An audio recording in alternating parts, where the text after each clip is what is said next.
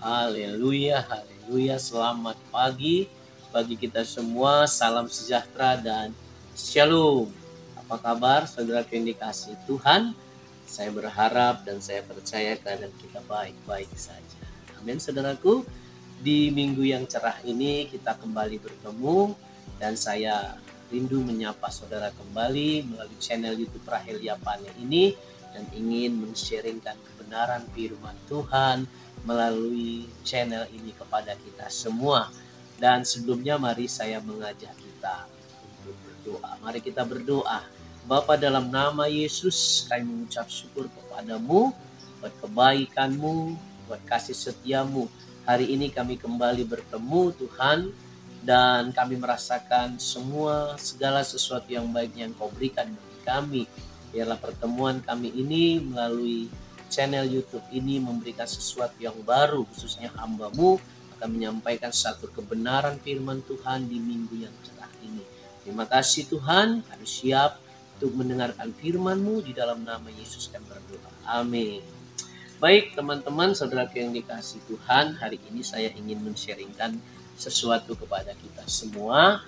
Dan saya ingin men-sharingkan yang berbicara tentang bagaimana kita sebagai orang percaya untuk menanggulangi atau menghadapi atau mengendalikan yang namanya kekecewaan. Ya, lebih tepatnya saya menyebutkan mengendalikan kekecewaan. Saya tahu dan saya percaya kita semua pernah mengalami yang namanya kecewa. Ya, setidaknya kita pernah dikecewakan atau mungkin juga kita pernah mengecewakan orang lain. Ya, intinya dalam kehidupan kita ini hal itu pernah terjadi di dalam kehidupan kita.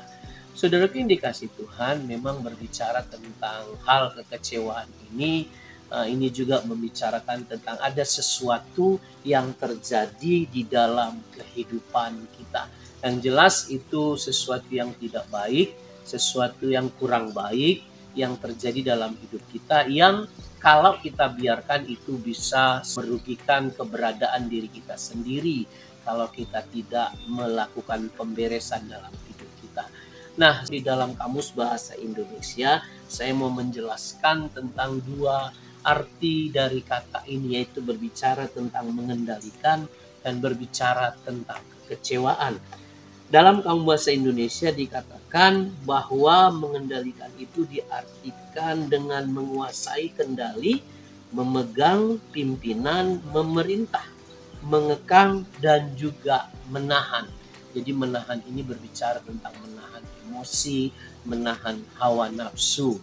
Nah, mengendalikan ini kalau mau kita bahasakan dengan bahasa firman Tuhan atau bahasa Alkitab, ini juga yang disebut dengan perkataan penguasaan diri.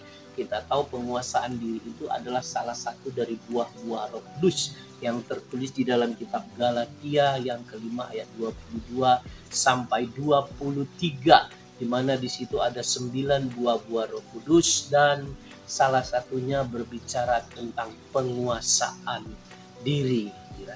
Saya berharap kita mengerti ketika diartikan dengan kata apa itu mengendalikan. Sementara kalau kita melihat kata kekecewaan, yaitu yang disebut juga dengan kata kecewa, diartikan sebagai suatu ungkapan rasa yang timbul dalam hati kita apabila harapan dan hasil yang diperoleh itu tidak sesuai. Ya, jadi orang kecewa karena apa yang diharapkan bisa saja tidak terjadi.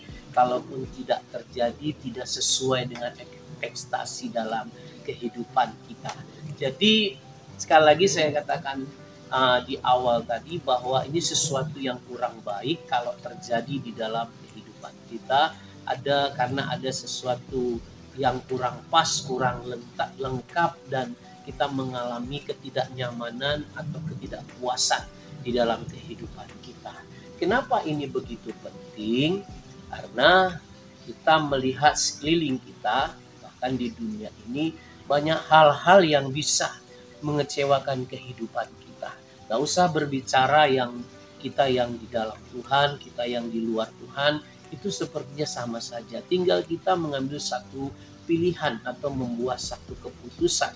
Apakah kita tetap kecewa atau kita memulihkan kekecewaan itu yang sedang datang menghampiri kita. Ini penting, saudaraku yang dikasih Tuhan, kalau kita disuruh memilih, apakah kita mau kecewa atau tidak, tentunya kita akan berkata kita tidak mau mengalami yang namanya kekecewaan.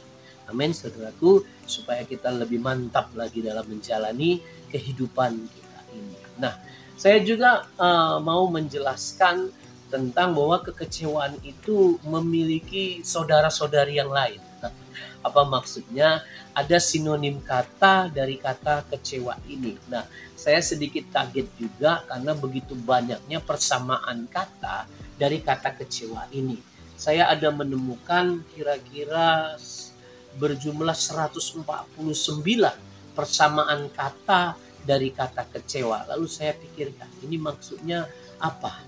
Lalu saya mendapatkan sesuatu. Jadi kalau seseorang mengalami yang namanya kekecewaan, ketika terjadi pembiaran di dalam kehidupannya, kekecewaan itu akan menuju kepada perbuatan, tindakan, perasaan yang lebih berat lagi, yang lebih parah lagi. Jadi kalau tadi saya katakan ada 149 yang tentunya nggak mungkin saya mau sampaikan ke 149 ini melalui siaran ini, tapi setidaknya saya ingin menyampaikan beberapa hal saja. Kalau bisa 7 hal, 7 persamaan kata dari kata kecewa ini, atau setidaknya mungkin 2 saja. Jadi anggap saja ini video part yang pertama atau bagian pertama. Lalu kedepannya saya akan menyampaikan hal-hal yang lainnya. Saudara yang dikasih Tuhan, bagi saya ini sesuatu yang penting. Kenapa? Karena banyak hal orang melakukan sesuatu yang bisa merugikan diri sendiri, bahkan merugikan orang lain, itu dimulai dari yang namanya kecewa. Ya, ketika dia kecewa, ada ketidakpuasan, ada ketidakpasan di dalam kehidupannya, lalu dia akan mengambil satu tindakan yang bisa merugikan diri sendiri, bahkan bisa merugikan orang lain. Nah, persamaan kata kecewa ini salah satunya itu kata benci. Tahu kata benci? Atau kita pernah menjadi pelaku, yaitu pelaku yang namanya melakukan kebencian. Kita benci kepada orang lain karena kita menganggap orang lain itu berbuat sesuatu yang tidak baik di dalam hidup kita. Kata benci ini diartikan yaitu bukan hanya sebagai tidak suka, tetapi diartikan dengan sangat tidak suka. Ya, sangat tidak suka. Jadi kita bisa melihat di dalam kitab Kejadian. Ya, kita tahu di dalam kitab Kejadian, yaitu dalam kitab Kejadian yang ke-37, kita bisa menemukan kata benci, yaitu Kejadian 37 bahkan sampai 3 kali. Yaitu berbicara tentang abang-abangnya Yusuf yang tidak suka atau benci kepada yang namanya Yusuf. Itu di Kejadian 37 ayat yang keempat, kelima, dan ayatnya yang ke-8. Di situ menggunakan kata benci, yaitu betapa tidak sukanya, betapa bencinya abang-abang Yusuf kepada dirinya Yusuf, walaupun memiliki alasan, ya, di mana Yusuf menerima atau mengalami yang namanya mimpi-mimpi yang semuanya mengartikan bahwa Yusuf itu kelak kedepannya akan menjadi seorang pemimpin, ya, pemimpin dalam keluarganya, bahkan pemimpin kepada orang lain, bahkan kepada suatu bangsa. Tapi puji Tuhannya, mimpi Yusuf itu terjadi. Mimpi Yusuf itu terwujud. Makanya ada grup band yang mengatakan mimpi adalah kunci. Ya, Bapak Ibu yang dikasih Tuhan, kita bisa menerima atau juga kita tidak bisa menerima. Tapi itulah yang memang terjadi. Jadi kata benci ini memang sangat berbahaya. Karena semuanya akan mengarah kepada yang namanya untuk melakukan sesuatu yang tidak baik. Kita tahu pada akhirnya abang-abangnya Yusuf yang gak suka kepada Yusuf ini, lalu mereka melakukan satu tindakan yang bodoh kalau saya katakan. Bayangkan adiknya sendiri mereka mau bunuh, yang walaupun memang pada akhirnya mereka jual. Tapi itulah jalan-jalan Tuhan, ya, jalan-jalan Tuhan yang kita tidak tahu, yang sepertinya sesuatu yang merugikan terjadi, tapi semuanya mendatangkan kebaikan di dalam kehidupan kita. Nah, termasuk dalam kehidupan Yusuf ini. Walaupun proses demi proses yang dia hadapi, tapi ternyata itu mendatangkan kebaikan di dalam kehidupannya. Saudaraku yang dikasihi Tuhan, memang kata benci ini nggak bisa kita hindari. Tapi artinya bisa kita mengambil satu keputusan, mau benci atau tidak. Ya, ketika ada orang yang merugikan kita, melakukan sesuatu yang jahat dalam kehidupan kita. Tapi kita sebagai orang yang tahu firman Tuhan, tentunya kita akan mengambil satu keputusan bahwa kita akan memberikan pengampunan, melepaskan pengampunan bagi orang yang membenci kita. Walaupun kadang-kadang kita tidak mengerti ya kenapa orang itu membenci kita. Kalau kita mengerti, kita tinggal minta maaf, lalu melakukan pemberesan baik kepada orang tersebut dan juga kepada Tuhan kita sendiri.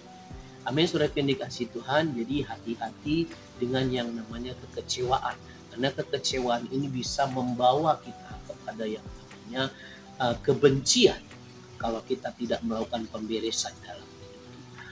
Amin, saudaraku. Saya minta maaf, artinya hanya satu poin ini saja dulu yang ingin saya sampaikan kepada kita, dan video ini bisa berseri ya.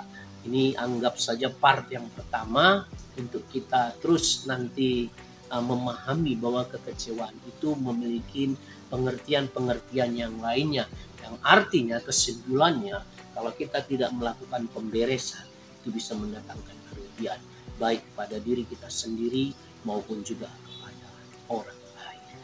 Hati dengan yang namanya kekecewaan. Amin. Kita mau hidup kita ini menjadi berkat, karena firman Tuhan sendiri mengatakan berbahagialah orang yang membawa damai, karena mereka itu disebut anak-anak Allah. Mau disebut anak Allah, mari bawa damai. Jangan bawa kebencian itu, tapi bawalah damai dan pengaruhilah orang lain dengan damai sejahtera yang ada dalam diri kita, yang Tuhan sudah terangkan di dalam kehidupan kita. Amin, saudaraku. Demikian renungan singkat yang bisa saya sampaikan kepada kita semua, dan Tuhan Yesus memberkati. Mari kita berdoa. Tuhan, kami mengucap syukur buat pagi menjelang siang hari ini. Terima kasih buat kebenaran firman-Mu yang sudah mengingatkan kami supaya kami tidak kecewa dalam hidup ini. Dan kalaupun kami sempat mengalaminya, kami mau melakukan pemberesan dalam hidup kami, karena kami tahu ketika kami tidak melakukan, bahkan kami melakukan pembiaran Tuhan, untuk kami tetap kecewa, maka itu merugikan baik diri kami maupun orang lain. Untuk itu ya Tuhan, kami mau melepaskan, kami mau dipulihkan dari rasa kecewa kami. Sebab kami tahu kehidupan kami diberkati Tuhan dan menjadi berkat bagi banyak orang. Terpujilah nama-Mu Yesus, kami mengucap syukur hanya dalam nama-Mu kami sudah berdoa. Amin. Demikian saudara yang dikasihi Tuhan, renungan singkat yang bisa saya sampaikan. Mari kita hidup damai, mari kita hidup dengan rasa tenang, rasa nyaman yang daripada Tuhan. Lepaskan yang namanya kekecewaan yang bisa membuat kita menjadi benci. Saya percaya kita mampu karena Roh Kudus memampukan kita. Amin. Selamat pagi dan selamat beribadah. Selamat hari Minggu. Tuhan Yesus memberkati. Shalom.